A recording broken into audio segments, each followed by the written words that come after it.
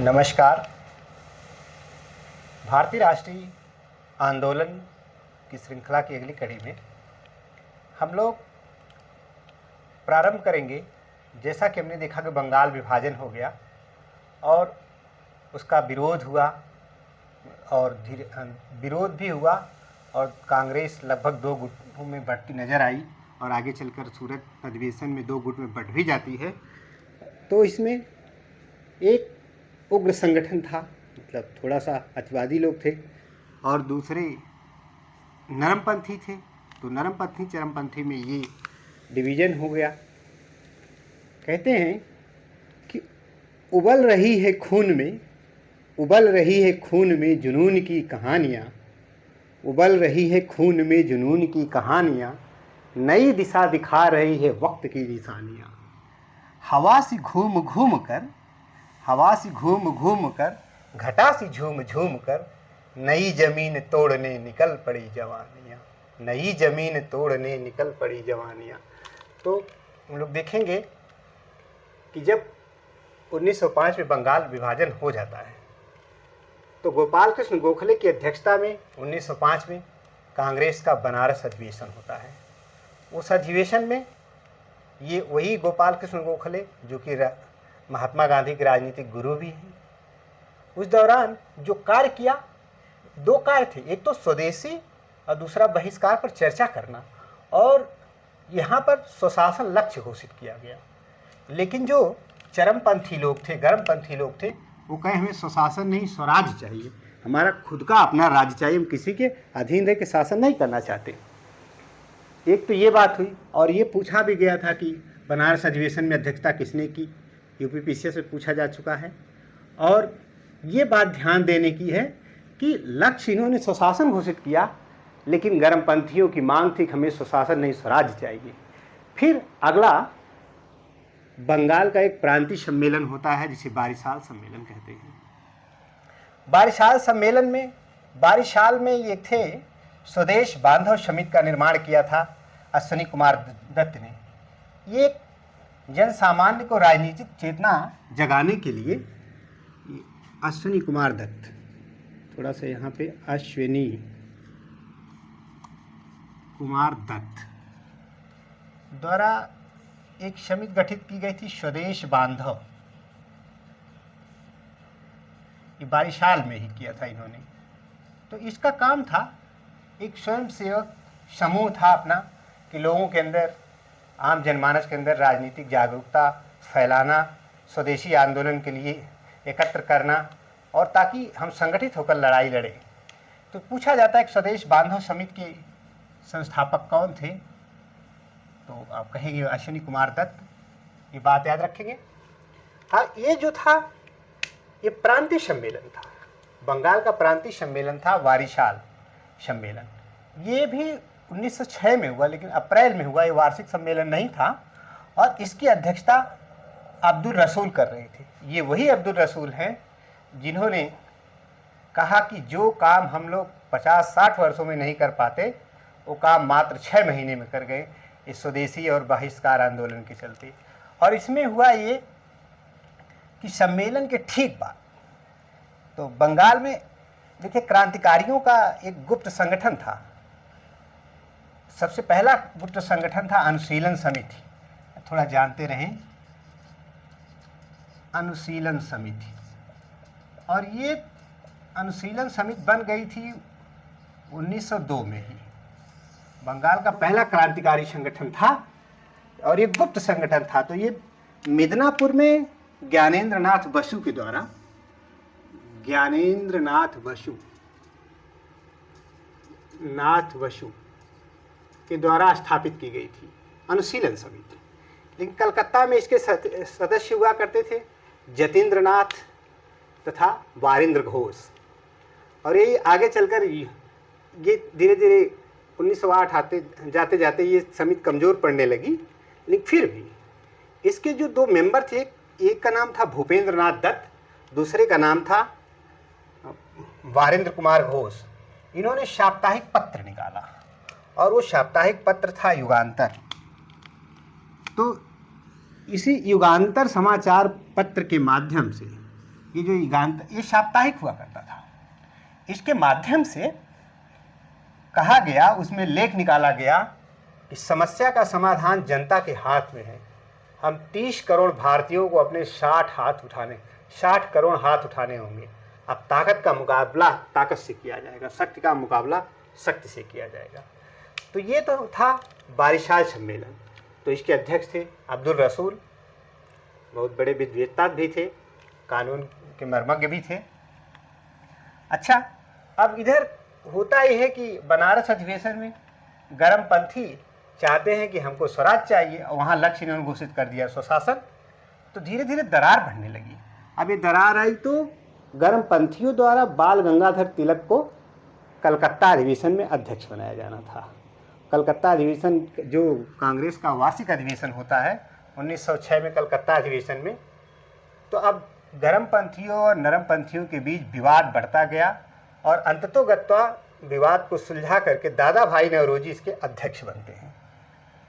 1886 में भी बने थे जब कलकत्ता में अधिवेशन हुआ था, दूसरा अधिवेशन, तब भी दादा भाई नौरोजी बने थे, और यहाँ पर भी दादा भाई नौरोजी 1906 में बनते हैं। अच्छा, अब यहाँ पर दादा भाई नौरोजी चूँकि अस्वस्थ थे, तो उनका भाषण पढ़ने के लिए मोहम्मद अली जिन्ना ने उनके भाषण को पढ़ा, और यहाँ पर गर्मपंथी अपनी 4 मांगे रखें और चारों प्रस्ताव पारित करवा ले गए। पहला गर्मपंथियों का था कि हम स्वदेशी अपनाएं, दूसरा बहिष्कार प्रस्ताव पारित करवाया, तीसरा राष्ट्रीय शिक्षा, चौथा स्वशासन की बात। और यही कलकत्ता का अधिवेशन 1906 का है जिसमें दादा भाई नौरोजी द्वारा स्वराज लक्ष्य घोषित किया गया। तो इसको आप नोट कर लेंगे पास करके। हम आगे थोड़ा सा लिखते हैं। अब हम लोग आएंगे कलकत्ता अधिवेशन पे।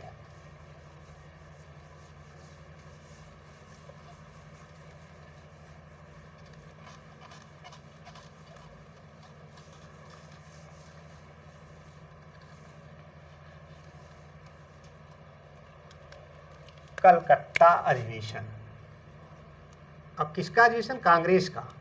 कलकत्ता अधिवेशन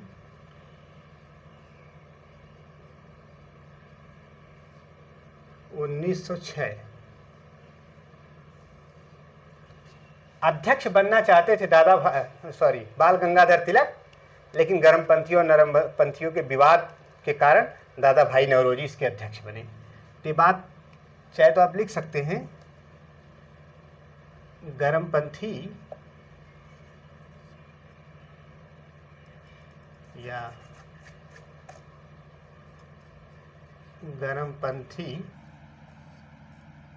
बाल गंगाधर तिलक को अध्यक्ष बनाना चाहते थे,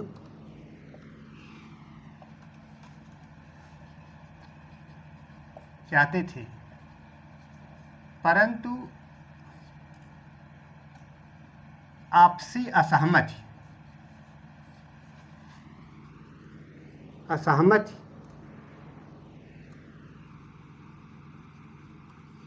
के कारण नहीं बन पाए।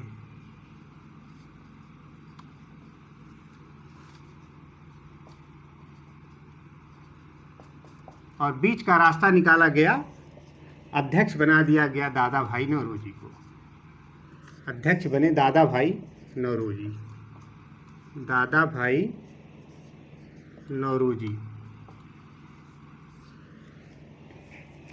क्योंकि दादा भाई नौरोजी अस्वस्थ थे,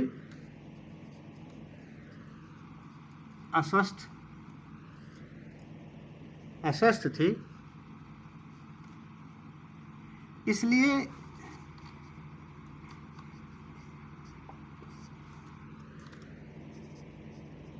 उनका अध्यक्षीय भाषण,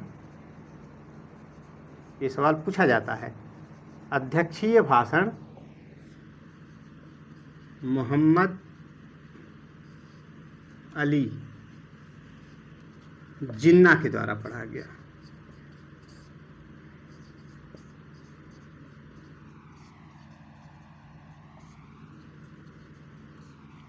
अब मोहम्मद अली जिन्ना पढ़ते हैं दादा भाई नौरोजी का जो अध्यक्षीय भाषण है, अध्यक्ष थे दादा भाई नौरोजी, लेकिन इनके भाषण को पढ़ने के लिए जिन्ना पढ़ते हैं।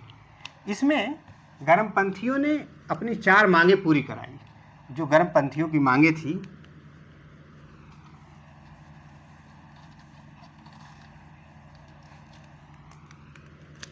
गर्मपंथियों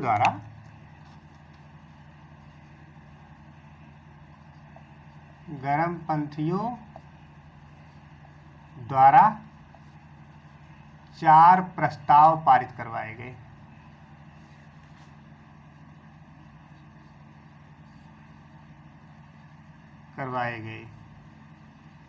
और 4 प्रस्ताव क्या था? पहला, स्वदेशी। दूसरा, बहिष्कार।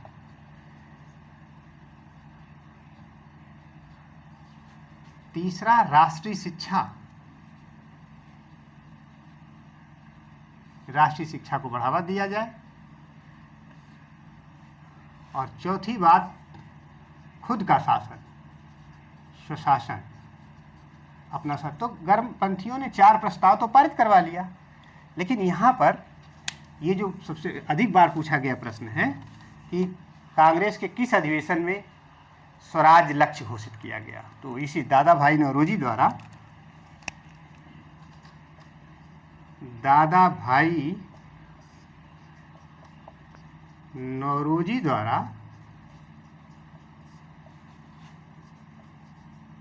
स्वराज्य लक्ष्य पहली बार घोषित किया गया कि अब हमारा जो लक्ष्य होगा वो स्वराज्य होगा। तो ये था। इन बातों को नोट कर लीजिए।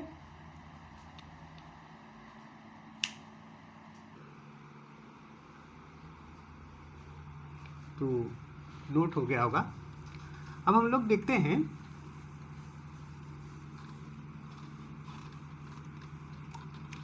मुस्लिम लीग की स्थापना के बारे में देखेंगे। मुस्लिम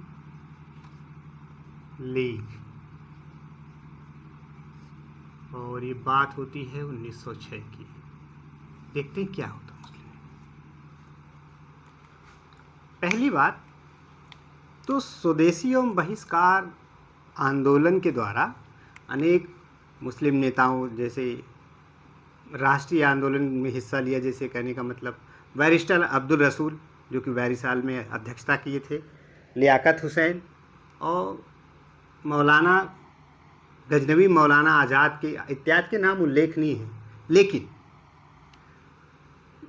उच्च एवं मध्य वर्ग के अधिकांश मुस्लिम नेता या तो स्वदेशी आंदोलन का विरोध किए, या कहने का मतलब या तो आंदोलन में हिस्सा नहीं लिए, या तो बंगाल विभाजन का समर्थन किए। क्योंकि उन्हें ये पता था, वे ढाका के सलीमुल्लाह खां ये चाहते थे कि मुस्लिम बहुल आबादी वाला पूर्वी बंगाल एक अलग प्रांत मिल जाएगा जिसमें मुस्लिम आबादी होगी और ढाका राजधानी हो जाएगी।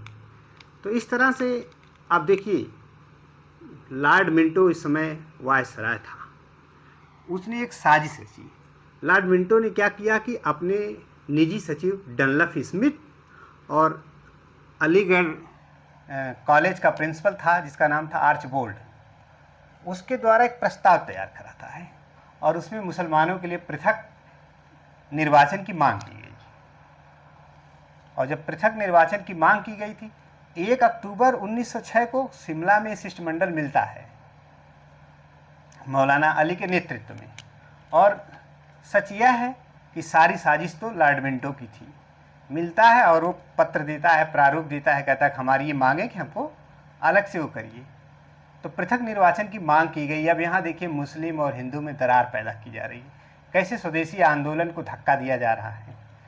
तो इसके बाद 30 दिसंबर 1906 को ढाका में मोहम्मदन एजुकेशन कॉन्फ्रेंस का आयोजन करते हैं। ढाका के नवाब सलीमुल्लाह खां के द्वारा वहीं पर मुस्लिम लीग की स्थापना कर दी जाती है। अब एक मुस्लिम लीग अलग पार्टी बन गई। तो कुछ फैक्ट इसके बारे में लिख लेते हैं हम लोग।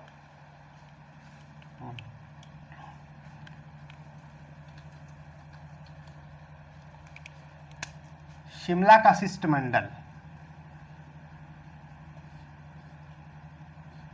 शिमला का शिष्टमंडल, शिष्टमंडल और ये कब मिलता है? ये घटना है 1 अक्टूबर 1906 की।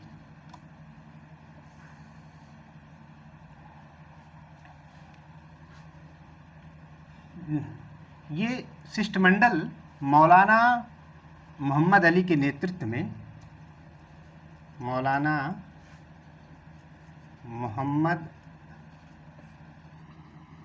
अली के नेतृत्व में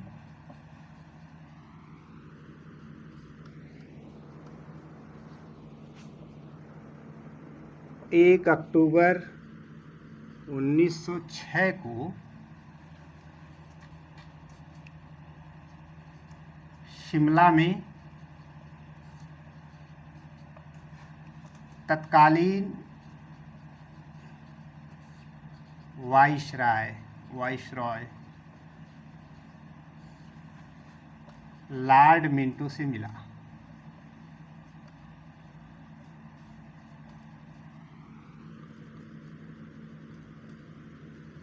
और प्रस्ताव सौंपा, और प्रस्ताव जो सौंपा, प्रस्ताव को 2 लोगों ने तैयार किया था। प्रस्ताव को 2 लोगों द्वारा तैयार किया गया था। ये थोड़ा सा ध्यान देना, यहाँ पे लोगों द्वारा तैयार किया गया था।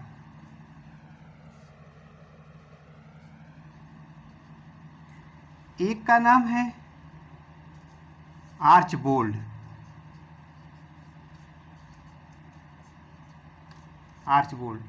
ये अलीगढ़ कॉलेज का प्रिंसिपल था।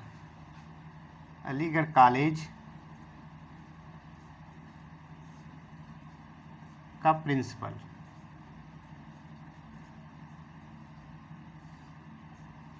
ये किसने तैयार किया? दूसरा डनलप स्मिथ।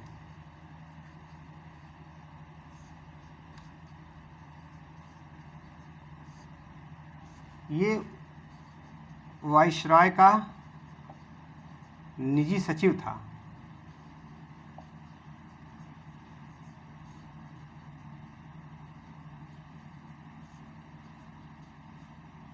अब जरा यही देखिए, इन दोनों ने प्रस्ताव तैयार किया था। एक प्रारूप था, और मैं ये कहूँगा, मैं क्या इतिहास कहेगा, लॉर्ड मिंटो की साजिश कह लीजिए इसको, लॉर्ड मिंटो की साजिश। एक षड्यंत्र था। ये अपने ही सचिव को इसमें इन्वॉल्व कर रहा है प्रस्ताव तैयार कराने के लिए, और कह रहा है कि हमारे यहाँ आएंगे।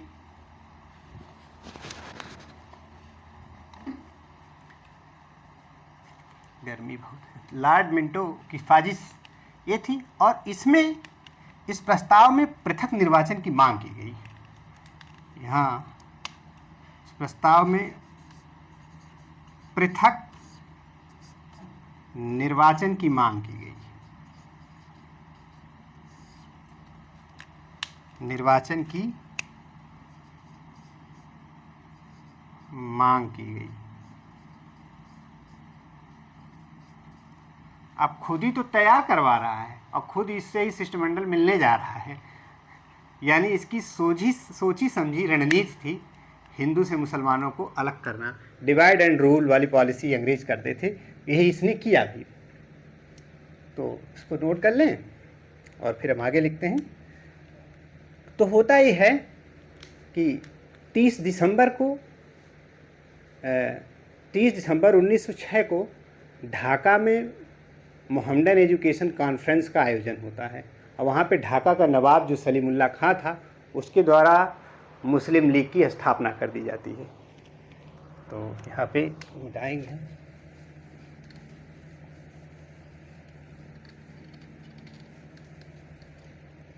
घटना है 30 दिसंबर की 1906। 1906 को ढाका के नवाब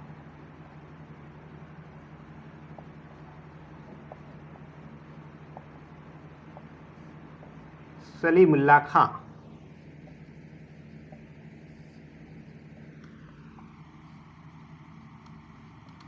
द्वारा मोहम्मडन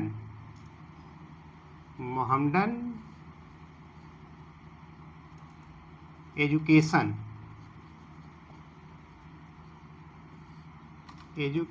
कॉन्फ्रेंस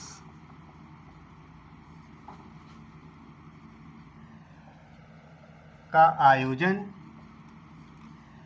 ढाका में किया गया।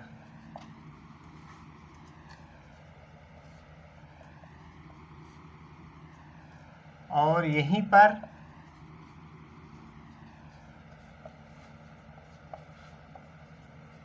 मुस्लिम लीग की स्थापना कर दी गई। मुस्लिम लीग की स्थापना की गई।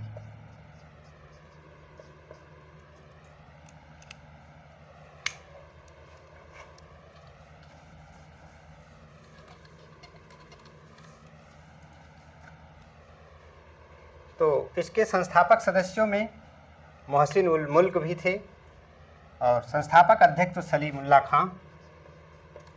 संस्थापक अध्यक्ष मतलब जिसने स्थापना की, उस समय अध्यक्षता की थी सलीमुल्लाह खां।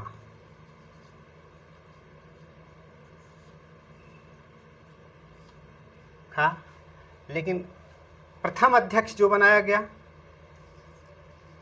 ये तो संस्थापक अध्यक्ष था लेकिन इसे प्रथम अध्यक्ष नहीं मानते हैं, क्योंकि इसने घोषणा की थी केवल प्रथम अध्यक्ष मुस्लिम लीग का वकार उल मुल्क मुश्ताक हुसैन। वकार उल मुल्क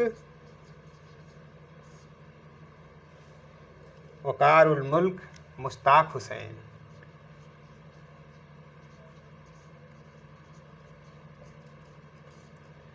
और ये टेम्परेरी थे, लेकिन जो अस्थाई अध्यक्ष है, यही पूछा जाता है कि कौन अस्थाई अध्यक्ष था।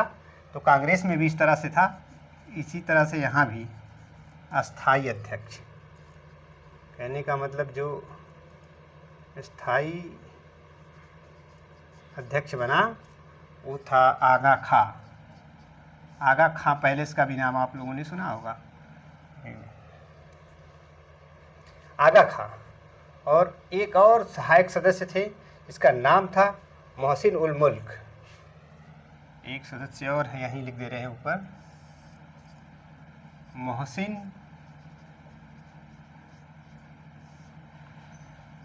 उल मुल्क। तो इस तरह से मुस्लिम लीग की स्थापना हो जाती है। इसको नोट कर लीजिए फटाफट।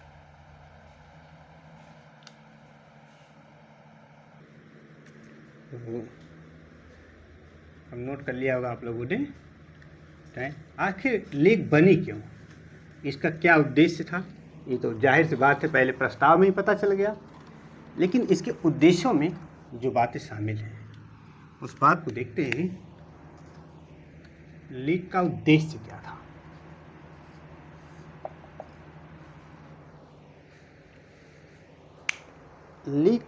लीग ने पहली बात तो क्यों मुस्लिम लीग की स्थापना हुई, क्योंकि ये तो लॉर्ड मिंटो की शैतानी खोपड़ी का कमाल था। ब्रिटिश राज के प्रति मुसलमानों में लगाव उत्पन्न करना पहला उद्देश्य था। दूसरा था कि मुसलमानों के राजनीतिक हितों की रक्षा करना, तभी तो पृथक निर्वाचक मंडल की मांग कर रहे थे। और साथ में जो तीसरा उद्देश्य था कि इन दोनों उपर्युक्त जो उद्देश्य मैंने बताए उनकी रक्षा करते हुए अन्य लोगों के साथ या अन्य वर्गों के साथ अच्छे संबंध बनाना, अच्छे संबंध स्थापित करना। 1907 के कराची अधिवेशन में मौलाना मोहम्मद अली द्वारा एक ग्रीन बुक तैयार की गई जो कि मुस्लिम लीग का संविधान था। और तो इस बात को थोड़ा नोट कर लें। पहला उद्देश्य था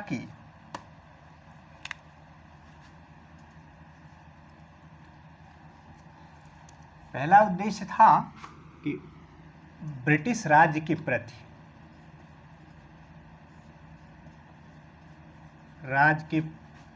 प्रति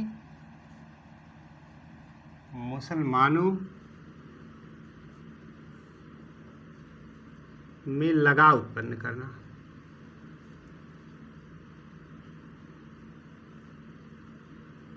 अभी जिन्ना नहीं जुड़े हुए हैं, अभी जिन्ना आगे चल के जुड़ेंगे, अभी वो कांग्रेस के सदस्य थे। दूसरा बात कि मुसलमानों की राजनीतिक हितों की रक्षा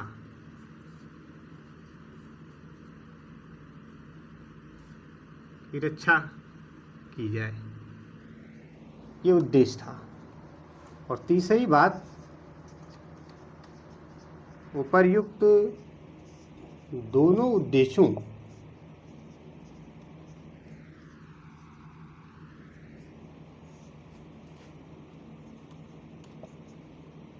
को साधते हुए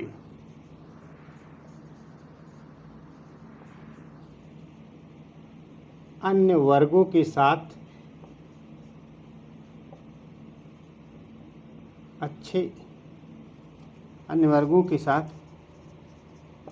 अच्छे संबंध स्थापित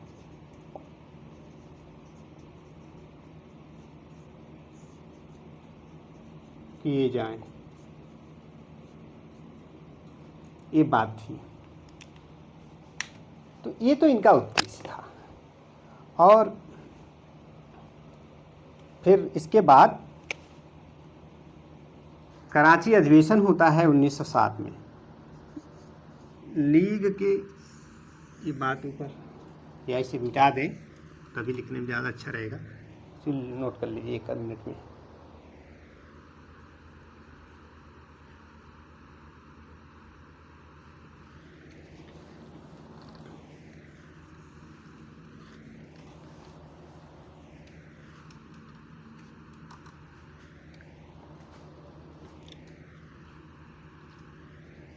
(1907) में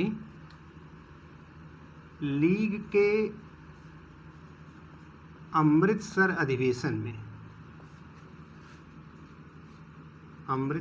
अधिवेशन में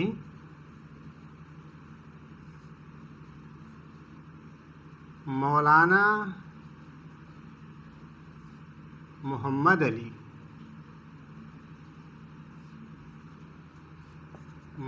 मोहम्मद अली द्वारा ग्रीन बुक तैयार की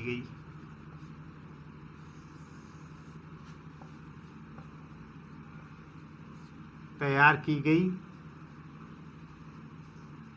जो कि लीग का संविधान था।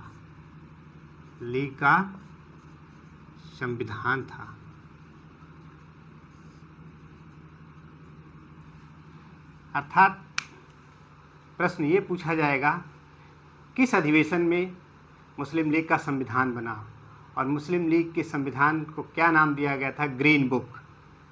फिर इसके बाद, बल्कि सॉरी, ये जो अमृतसर नहीं, यहाँ पे अमृतसर अधिवेशन तो बाद में होता है, यहाँ कराची अधिवेशन, सॉरी गलत माइंड में खिसक गई बात।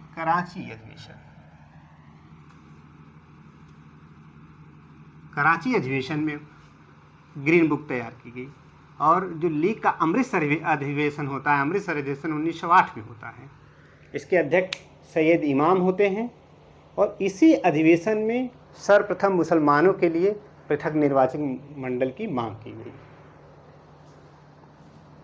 तो आगे लिखते हैं, लीग का अमृतसर अधिवेशन, ये तो कराची अधिवेशन है। साथ में लीग का अमृतसर अधिवेशन, और ये है 1908 में, और इसकी अध्यक्षता करते हैं सैयद इमाम।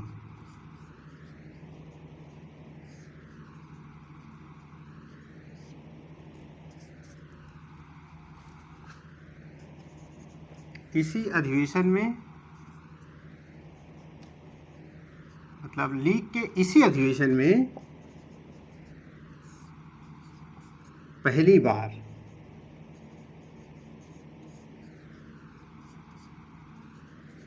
मुसलमानों के लिए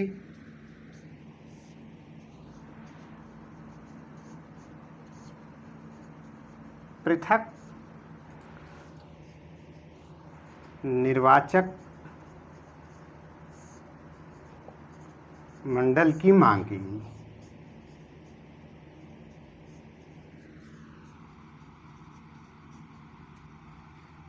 बाद में जब लखनऊ समझौता होता है लीग, और बात आगे हम लोग पढ़ेंगे इसको, और फिर तमाम ऐसी घटनाएं घटित होती है। एक बार 1919 में लीग ने भी घोषणा कर दिया था, गौ हत्या पे प्रतिबंध लगा दिया था। तमाम घटनाएं हम लोग आगे देखेंगे, फिलहाल यहाँ इतना ही।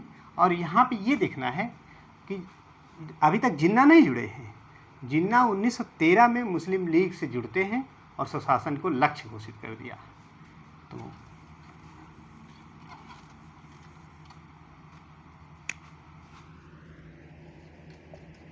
मोहम्मद अली जिन्ना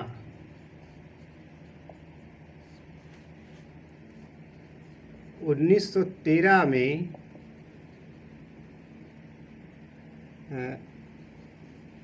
लीग से जुड़े और स्वशासन को लक्ष्य घोषित किया।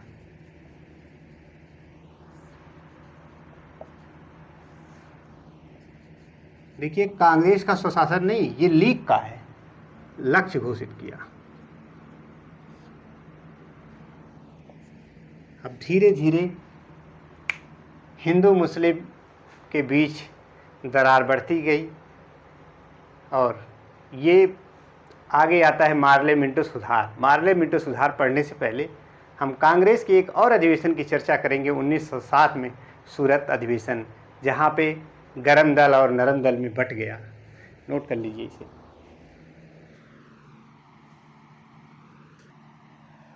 तो इसको नोट कर लिए होंगे आप लोग।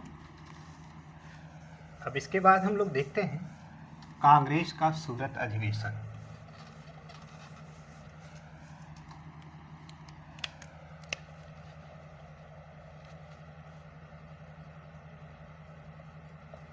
कांग्रेस का सूरत अधिवेशन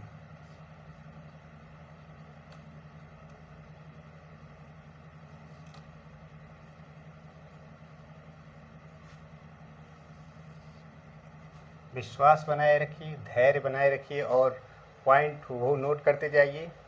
जितना अब तक का लेक्चर हुआ है, अगर इन टॉपिक से प्रश्न आए तो हूबहू ये पॉइंट्स आपको एग्जाम में दिखेंगे।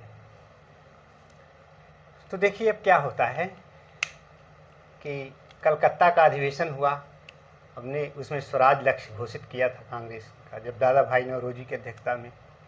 वहाँ पे गरम दल और नरम दल में धीरे धीरे दो गुट होने वाला ही था। लोग कह रहे थे कि चाहे बाल गंगाधर तिलक को बनाइए, चाहे लाला लाजपत राय को बनाइए, लेकिन बीच का एक रास्ता निकाला गया। दादा भाई नौरोजी की अध्यक्षता में कलकत्ता अधिवेशन संपन्न कराया गया। वहाँ पे धर्मपंथियों ने अपनी 4 मांगें मनवा ली, और अब सूरत अधिवेशन होता है। अब सूरत अधिवेशन में दोनों गुटों में काफ़ी असहमति बनी। इसमें 1600 प्रतिनिधि भाग लिए थे। कहें तो अब तक का सबसे ज़्यादा, मतलब 1600 प्रतिनिधियों ने भाग लिया।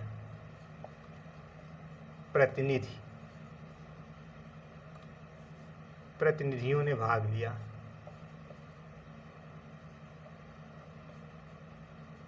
समझ सकते कितना बड़ा अधिवेशन था।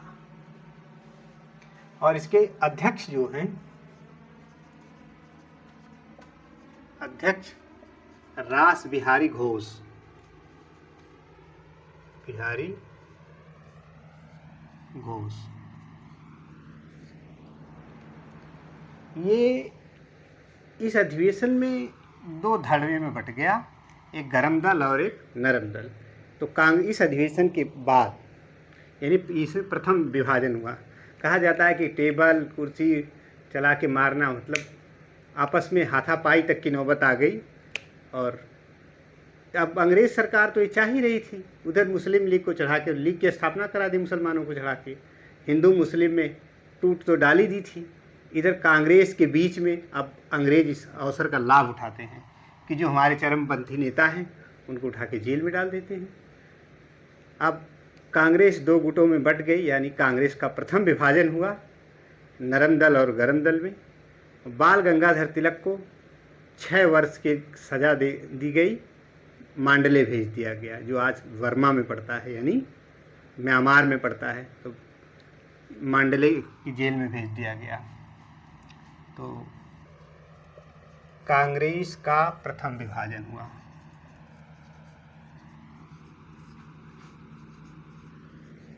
कांग्रेस का प्रथम विभाजन हुआ।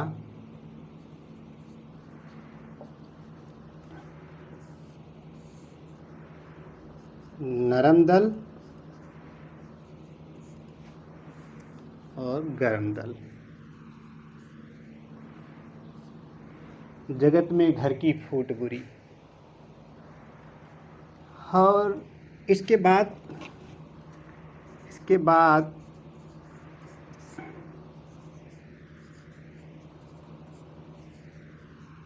बाल गंगाधर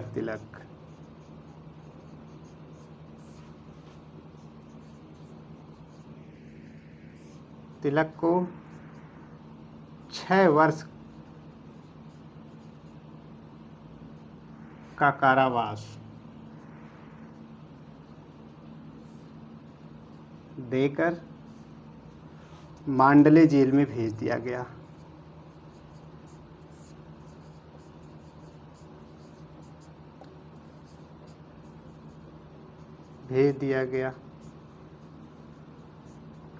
वहाँ जाकर लोकमान्य तिलक ने, इन्होंने जेल में रहते हुए 2 पुस्तकें लिखी। या मैं यहीं मिटा दूं ऊपर, तो चलिए एक पुस्तक का नाम है गीता रहस्य। ये मांडले की जेल में रहकर लिखे हैं बाल गंगाधर तिलक। दूसरा Arctic home in the Vedas. अपनी इस पुस्तक में बताते हैं कि जो आर्यों का मूल निवास है वो उत्तरी ध्रुव है। आर्य उत्तरी ध्रुव से भारत में आए थे, ये बाल गंगाधर तिलक बताते हैं। और अरविंद घोष सक्रिय राजनीति से इस्तीफा देकर चले जाते हैं पांडिचेरी में। यहाँ लिख दे रहे हैं, अरविंद घोष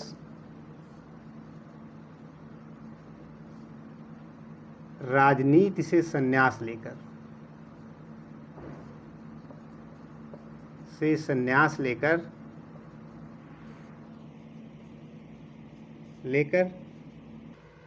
पांडिचेरी चले गए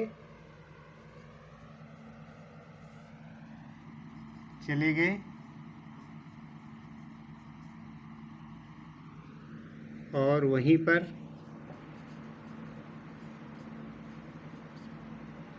अरबिंदो आश्रम की स्थापना की। अरबिंदो आश्रम की स्थापना की।